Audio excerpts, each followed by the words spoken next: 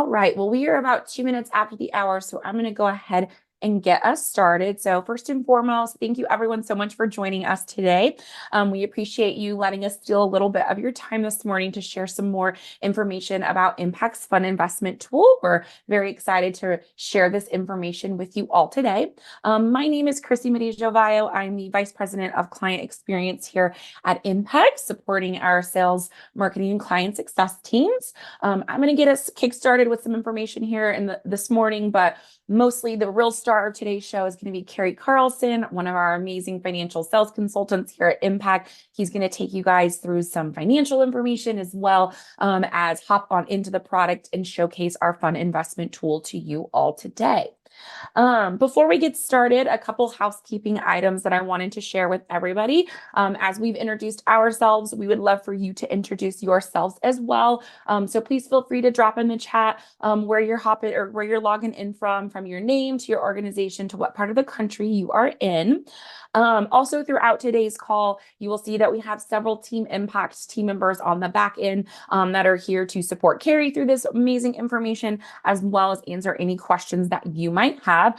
So please, through today's presentation, feel free to utilize the Q&A as well as the chat to share questions. If it makes sense during today's presentation, we'll pause Carey and have him answer them in real time, or we have saved some time at the end of today's presentation to answer some of those questions live, as well as we will answer them as they are coming in.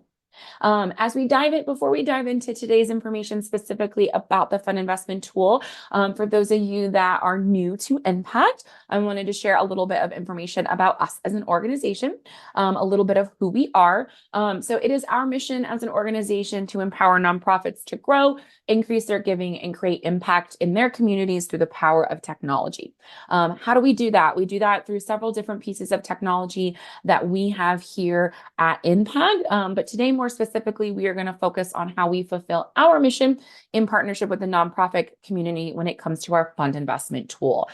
So our fund investment tool really accelerates organizations, predominantly community foundations, other types of foundations, higher ed foundations, healthcare, religious charities, automate those complex fund accounting calculations. So when it comes to looking at your organization and how you're currently managing your endowment fees, spending policies, income allocation, and rebalancing, we're really focused on how do we help you save hundreds of hours of manual calculations and execute on those calculations more efficiently, so that you can focus on the amazing programmatic and philanthropic work that your organization is doing in the community, and leverage our technology to complete those calculations swiftly and efficiently. So I'm going to go ahead and turn it on over to Carey. He's going to take us through some high level information around what's happening today with these calculations. And then we're going to showcase how we can help you guys automate that within our fund investment tool. So Carey, feel free to take it away. Thanks, Chrissy. As Chrissy mentioned, my name is Carey Carlson. I've been with Impact for about a year now, but I started my career as a CPA with a little firm called KPMG before I took on a role as a controller of a wholesale food distributor, and we implemented an accounting solution prior to the Y2K fiasco, which sort of got me into the software world, and I got to do large-scale ERP implementations around the world until about 2002 when a little company in Charleston, South Carolina contacted me to help them implement what is at the time was Financials Edge 7, what some of you refer to as the database view. And in the 20 plus years I've been working with nonprofits, the one piece that's always lacked technology is around the investment and accounting for nonprofits. That's really slowing down the process from accounting, from quarterly closes, monthly closes, audits, etc. And really, it's because it's manual. A lot of things are being done manually on paper, maybe in Excel. We have some things that are helping us. A couple of my clients had some non-integrated third-party solutions that really seem to muck up the process more than anything. Some people even went so far as to customize the calculations within their existing database, which has now left them behind, unable to migrate to the cloud. And really, it's because it lacked the calculation methods, specifically around unitization and some of the month-end rolling averages and things that nonprofits require. And really, it's just that big disconnect between the investment cycle and management and the fund accounting solutions. Which brings us to our one interactive portion and only interactive portion of the demonstration today. How are you guys managing the calculations today? You want to run that poll? We'll give you guys about 15 to 20 seconds to go ahead and answer that. And then we will get the results launched on the screen. We're seeing lots of third-party solutions. We saw some others, so definitely put that in the chat about other ways that you are managing your calculations. Lots of manuals definitely in the lead right now. Offline, Excel spreadsheets. Give it about 10 more seconds.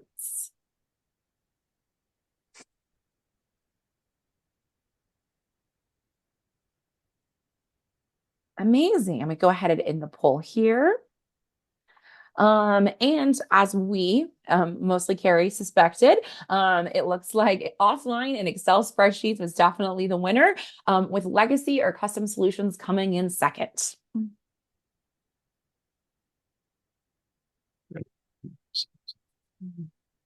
Yep, and as Chrissy mentioned, this is mostly what we see. We see a lot of people in terms of their current workflow are taking that report from their investment management, keying it into Excel, having another workbook read out of that Excel to create the calculations, another workbook that's reading out of the calculations to create the journal entry, and then hopefully they're either manually uploading those into their accounting system through a journal entry import or actually keying the journal entry into the system. At Impact, we've created the funded investment tool, affectionately known as FIT, which really provides the flexibility to use those advanced calculations around unitization and the rolling quarter monthly averages around four main calculation types: income and expense allocation for dividends, interest, realized and unrealized gains and losses; administrative fees if you're charging your funds for participation in the pools; and then the real differentiators being the spending policies for those endowments or scholarships released from restrictions for the available to spend dollars, and then a rebalancing at a fund level to kind of get you back in line with your original investment strategy, which we'll highlight a little bit later. And of course, seamless integration with the actual finance system, so we're not rekeying or importing anything. It's going directly into our general ledger. So if we think back at that graphic we provided before, now we simply take that sheet from our investment manager, we key those into the FIT solution, and in seconds, not months, this automatically, the transactions are calculated and posted to your general ledger seamlessly with a full audit trail. We get to utilize our unitization and advanced custom calculation methods. We can even get some rebalancing reports if we're doing that to send back to our investment manager to bring our investments back into alignment.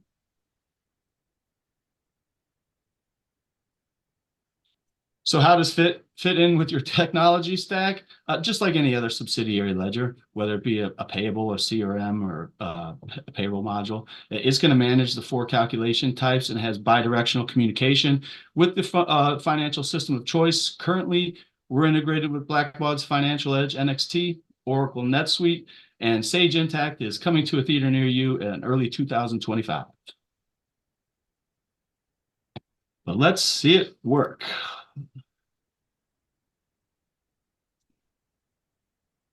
All right, assuming everybody can see my screen at this point, it should look fairly familiar to everybody. It has the look and feel of any accounting solution that you're seeing out there now. Here are those four income calculation types that we were talking about.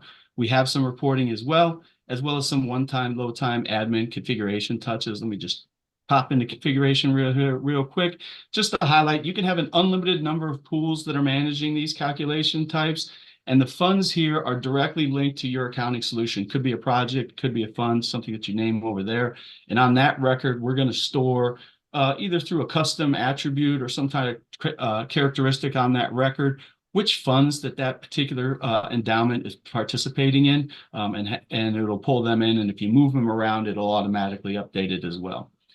So let's take a look at the actual solution. We'll start with the income allocations. Again, this is for interest, dividends, realized, unrealized gains and losses. You can have an unlimited number of those types. As I come into each of the four different batches, you're always going to see a process, an audit, and a journal entries tab. They'll all be the same. They'll all have an effective period and a GL post date. They'll also highlight, this is the link back to that fund record into your accounting solution, indicating that this particular fund is participating in this pool. In this case, we've got 5 different income types. Behind the scenes with our implementation team, we've configured the debit and credit entries that are associated to this. So simply all you have to come in, drop in the dollar values, click the calculate button, and the audit sheet will populate. This will highlight all the funds that are participating, the fund ending balance. In this particular case, we're utilizing unitization. So it's going to highlight the beginning units, the ending units that are available to create the allocation percentage of those fees that we listed, those 5 different fees that we listed on the other page, and they're listed here as well. If things look good here, you can proceed to the journal entry tab. If by chance you maybe fat fingered this and you see that this is now $292, you just simply come over to the process tab, up that, recalculate the entries, and then all the system will flow directly. Again, behind the scenes, we configured the debit and credit accounts associated to each one of those investment types. Apologies, my internet's a little slow today. And we see the debits and credits to each one of the 5 income types. And you see that $2.92, that's going to that fund number. If everything looks good, you simply click send to journal entries to the finance system, and that'll automatically appear in your GL as an unposted journal entry, similar to the way it flows into the Financial Edge, or perhaps a payroll entry if you have an integrated payroll solution. Next up, we'll talk about admin fees. I just want to jump over one last time over to the configuration because I think visually it helps a little bit better. If you have a tremendous amount of fees that you're charging or fee families, we can have an unlimited number of those here. We also can have unlimited number of fee schedules. Or tiered schedules. Again, balance types, whether we want to calculate that, you can come in to add a fee schedule. We can create any balance type that you require. In this case, we have a 12-quarter, 16, 20-quarter average ending balance, and of course, the average daily and ending balances.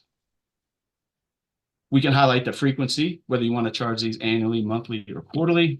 And then again, the debits and credit account numbers associated with that. Coming over to take a look at a batch. Again, you'll see the process, the audit, and the journal entry tab. The big thing here we're looking at is the GL post date, and then the group. You can set up a different group for each one of your fees if you like. Most of our clients just set up a single master fee group. Totally configurable, totally up to you. If I click on the audit sheet tab, again, it's going to pull in all the funds that are associated to the particular fees that they're associated to, as well as their ending balance and their fee basis, which if we saw on the configuration side was an average daily balance, and the fee rate that's associated to it, and then the calculated amount. If everything looks good, just like we saw on the income tab, the journal entries will populate. The debits and credits that we saw on the configuration side will flow directly in. If everything looks great here, just like before, send it to the finance system. It's in your system seamlessly as an unposted journal entry. Next up, we'll talk about the spending policy. This is your release from restrictions. So these tend to be very custom for organizations. We'll configure that in the implementation side for you guys. Again, you could set up a different group if you have different spending policies. Most people have a single spending policy that they're doing on an annual basis. I've seen some higher eds release them quarterly or biannually for release for scholarships. And once I click the calculate button, it's going to pull all the funds in there. It's going to show the spending policy. In this case, it's a 16-quarter, 5%. You'll see we have a 20-quarter, 6% one here as well because it's just a single group. We have the ending balance of the fund, the average basis, which is that 16-quarter rolling average, and that rate of 5%. The calculated amount of about $2,400. The GL post dates, and we have a little 4-quarter rolling average here just for visualization, just so you can see if anything looks tremendously out of whack. If everything looks good, come over to the journal entries tab. You'll see the funds, the release from restriction accounts that we set up here, a custom journal code for each one of these. Actually, if you are moving around in your general ledger and you're getting to a transaction over there, you can always find out the source ledger, much like it'll say accounts payable or something on your side, and you can send those journal entries to the finance system. The last calculation type that we have is rebalancing, and this is really to bring your funds back into alignment with their initial investment strategies. And you'll see the group tag here. I think visually it helps to come take a look at it here. So if we take a look at this Paula Owens fund, you know, the investment strategy is have her 100% invested in the balance pool. And we look down at this Joseph Wood fund, we're looking at 80% into the balance pool and 20% into cash. But we, over the course of time, you know, gifts come in, gains and losses happen. It can get us a little bit out of whack. It looks like we may have had a little bit of a loss here with the Paula Owens fund. So we need to journal entry that and get that money moved. Behind the scenes, we've, again, with our team, we've created those accounts. So I can come over to the journal entries and I can see that money being moved, debiting and crediting the associated accounts to bring that back into alignment with our original investment strategy, which leads over to reports. As I mentioned before, we do have a pool allocation adjustment report that I could run and send that over to my investment manager or give them an update as to how I need monies to move. But really one of the differentials that we'll have here from most allocation management tools is we'll have a historical collection of all the batches for an audit trail purposes. Most allocation management tools within an application are either going to delete the calculations once the journal entry is posted or override it the next time you do a journal entry allocation. And if we want to jump back over.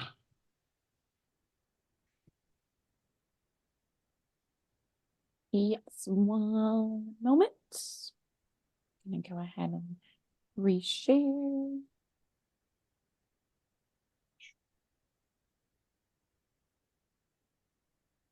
All right. Great. So who should be using FIT? Well, really, it's any organization that has a large endowment or an investment accounts. We see them a lot in foundations, higher ed foundations, healthcare community, religious organizations, but really anybody that's managing a large, complex endowment or potentially released from restrictions, those types of things, that's where FIT would be a good fit. And these are just a couple of the organizations we're working with now. Amazing. In terms of next steps, I know that was a lot like drinking from a fire hose. I also grew up in Chicago, so I talk a little fast. But we'll be reaching out in the next couple of days just for follow-up information, give you a little bit more tools or information on our tools, as well as answer any questions that may come up between now and then. And certainly we'd look to hopefully get a little bit deeper demonstration for you guys that's more focused specifically on your organization and how FIT will work for you. If you can't wait a day or two, my information's right there. Feel free to take it down and reach out to me directly. I'll happily be in touch. Absolutely. And as Carrie mentioned, I know when we were doing the poll section, many of you wrote in that you are currently managing these calculations in FIMS via the FACS module. We have a lot of great information to share with you all about similarities and differences and how FIT can be a really good solution moving forward to replace how you are currently using the FACS module within FIMS. So a lot of really great information we definitely wanted to use today as a high-level overview to just scratch the surface on all the different ways that we can support your organization with our fund investment tool. At this time, we would love to take any questions high level that you guys have about our solution. I see one that came into the chat that I will share with Jeff Armstrong. He's happy to answer live for you all. But which values does the rebalancing tool use to rebalance? Yeah, great question, Igor. Thanks for asking. The rebalancing strategies are set up per fund. You can set up multiple strategies per fund, and essentially we'll say, like Carrie said, we'll set up 0% for, a deposit account and 75% for pool A and 25% for pool B. The balances that we use are essentially the balance in those, pardon me, the balances in those accounts. So if pool A is represented by account number 1250, pool B is represented by account number 1255, then we'll look at the ledger balances ending on this effective date for those particular funds in those particular accounts. Amazing. Thank you, Jeff. You bet. Any other questions that we can help answer for the group? I believe that was the main one that we have right now in the Q&A. But if you have any questions that you would like to put in the Q&A or the chat, our team is happy to hang on here for a few more moments to answer any questions that you have.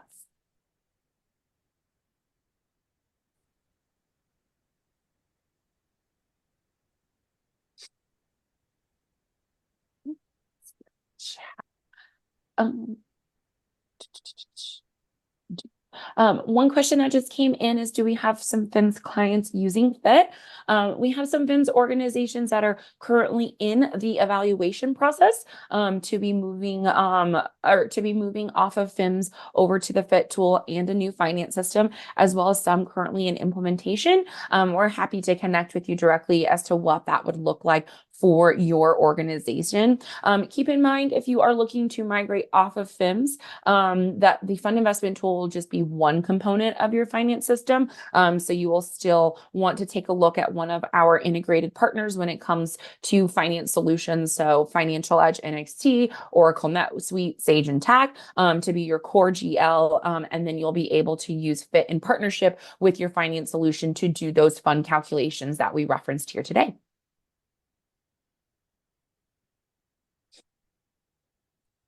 Amazing.